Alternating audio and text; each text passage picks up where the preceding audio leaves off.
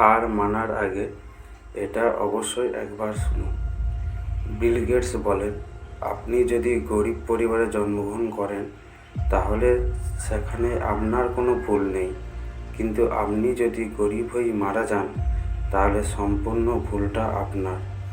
রতন টাটাজি বলেন, আমি সঠিক সিদ্ধান্ত নেওয়াতে বিশ্বাস করি না, আমি প্রথমে সিদ্ধান্ত নিই, তারপর সেটাকে সঠিক প্রমাণ করে দেখাই।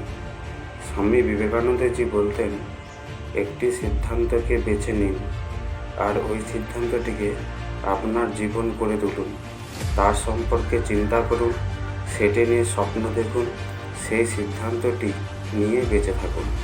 আপনার মস্তিষ্ক, শরীরের সমস্ত অংশকেই সিদ্ধান্তের মধ্যে সমর্পণ করুন আর বাকি সিদ্ধান্তকে জীবন থেকে দূর করুন।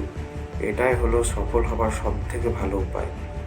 ওয়ারেন বাফেট বলেন, আমি সবসময় বিশ্বাস করতাম যে ধনী হতে চলেছি, আর আমি এটা নিয়ে কখনো 1 মিনিটের জন্যও সন্দেহ করিনি। Doctor APJ Abdul Kalam sir বলতেন যে আমি একটি হ্যান্ডসাম মানুষ নই, কিন্তু আমি আমার হাতকে সেই সমস্ত মানুষের হাতে দিতে পারি যাদের আমাকে প্রয়োজন।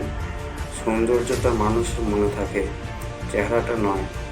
প্রথম সফলতাটা অর্জন করার পরেই আপনি ভুল করেও বিশ্রাম করবেন না, কারণ যদি আপনি দ্বিতীয়বারে ফেল হয়ে যান তাহলে অনেক মানুষ এটা বলার জন্য অপেক্ষা করছে যে আপনার প্রথম সফলতা আপনি কেবল ভাগ্যের কারণে পেয়েছেন।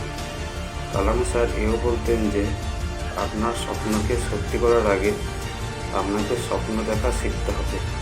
একটা 19 বছরের ছেলে সে জীবনে কত কিছু করতে পারে, তাহলে উত্তরটা হবে অনেক কিছু, আর এমনটাই করে দেখায় মার্ক জুকারবার্গ যখন উনি ওনার ছোট বয়সেই বন্ধুদের সঙ্গে নিয়ে ফেসবুক তৈরি করেন। মার্ক জুকারবার্গ বলেন, এই একটি প্রশ্ন, যে প্রশ্নটা আমি প্রতিদিন নিজেকে জিজ্ঞেস করি, সেটা হলো, আমি কি সেই সবথেকে গুরুত্বপূর্ণ কাজটা করছি যে কাজটা আমি করতে পারি? মার্ক জুকারবার্গ এও বলেন যে সবথেকে ভালো আপনি চেষ্টা করুন, আর সেখানে আপনি অসফল হয়ে যান, এটা অনেক ভালো কোনো কিছু না করার থেকে। চায়নার সবথেকে ধনী মানুষ এবং Alibaba.com-এর ফাউন্ডার জ্যাকমা বলেন, আপনার আজকের দিনটা খারাপ, কাল হয়তো আরও খারাপ হবে, কিন্তু পরশু আপনার জয় হবেই। জ্যাকমা আরও বলেন, যদি আপনার কাছে সবার থেকে আলাদা চিন্তা থাকে তাহলে আপনি সবার থেকে আলাদা পরিণামও পাবেন।